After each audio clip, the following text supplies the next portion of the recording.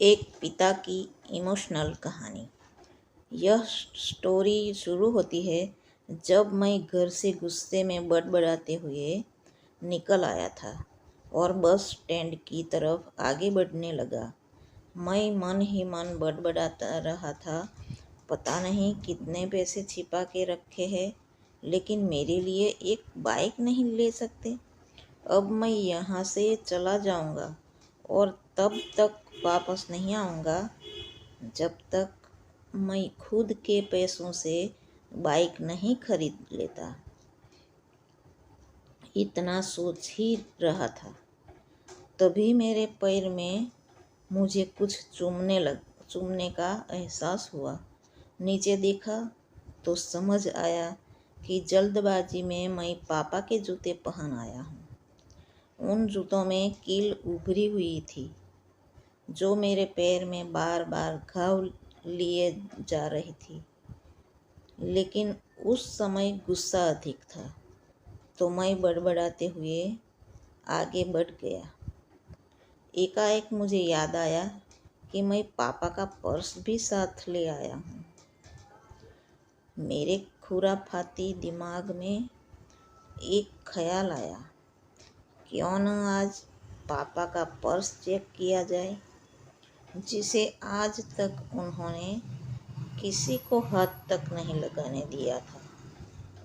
पता नहीं कौन सा खजाना छिपा है इस पर्स में, जो किसी को हाथ नहीं लगाने देते थे।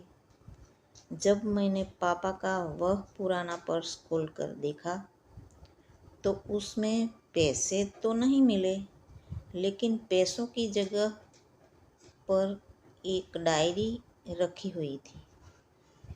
तब मैंने सोचा, ओह, तो यह खजाना छुपा रखा है। मैं समझ रहा था कि यहाँ पापा ने लिखा होगा कि किससे कितने पैसे लेने हैं और किसको कितने पैसे दिए हैं, लेकिन मैं गलत था। जब मैंने उस छोटी सी डायरी का पहला पेज खोलकर देखा तो वहाँ पर जो लिखा छोटी सी डायरी का पहला पेज खोलकर देखा तो वहाँ पर जो लिखा था वह थोड़ा सीरियस कर देने वाला था। डायरी में जो लिखा था उसे पढ़ने के बाद मेरे चेहरे पर जो एक्सप्रेशन थे वह गायब हो चुके थे, क्योंकि डायरी में वैसा कुछ नहीं था जैसा मैं सोच रहा था। वहाँ पर उन पैसों का हिसाब लिखा हुआ था जो अलग अलग कामों के लिए अलग अलग लोगों से उधार लिए गए थे। उस लिस्ट में कंप्यूटर के नाम पर भी पैसे लिए गए थे। कुछ यूँ लिखा था, 50,000 बेटे के कंप्यूटर के लिए।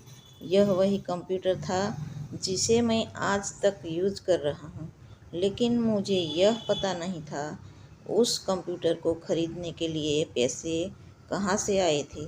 लेकिन आज पता चल रहा था।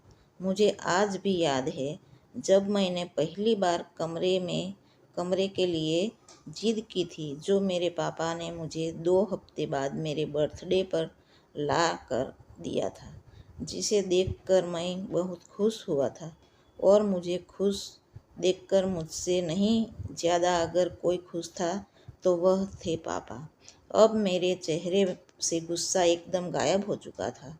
जब मैंने आगे का पन्ना उल्टा तो वहाँ पर कुछ 20 इच्छाएं लिखी हुई थी।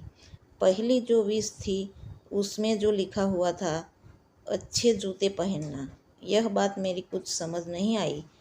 तभी मेरा पाँव अचानक सड़क पर भरे हुए पानी पर जा पड़ा और तभी मेरे पाँव में कुछ गीलीपन होने का एहसास हुआ। जब मैंने जूता उतार कर देखा तो उसका तला हुआ था। यह देखकर मुझे डायरी में लिखी बात याद आ गई। तभी मुझे माँ पापा की कही बातें भी याद आ रही थी कि कैसे माँ जब कहा करती थी पापा से, अब तो जूते पुराने हो गए, नए ले लीजिए, तो पापा अक्सर यह कहकर टाल दिया करते थे, जूते अभी और चलेंगे, अभी कुछ दिन पहले तो लिए थे। मुझे आज समझ आ रहा था कि कितने दिन और चलेंगे। साथ ही साथ भी यह भी समझ आ रहा था कि पापा पर्स को क्यों छुपा कर रखते थे। तभी उस डायरी को पढ़ते हुए बस स्टैंड पर पड़ी बेंच पर आकर बैठ गया। अब उस डायरी का आखिरी पन्ना बचा हुआ था। उस पन्ने को जब मैंने पलट कर देखा तो वहाँ कल की डेट लिखी हुई थी। तारीख के नीचे लिखा था 50,000 रुपये बाइक के लिए। बस इतना पढ़ा और दिमाग सुन्न रह गया। अब मेरे मन में कोई शिकवा गिला नहीं बचा रहा था। बस मेरी आंखों से आंसू चले जा रहे थे। मुझे आज तक नहीं पता तब मैं क्यों रोए जा रहा था।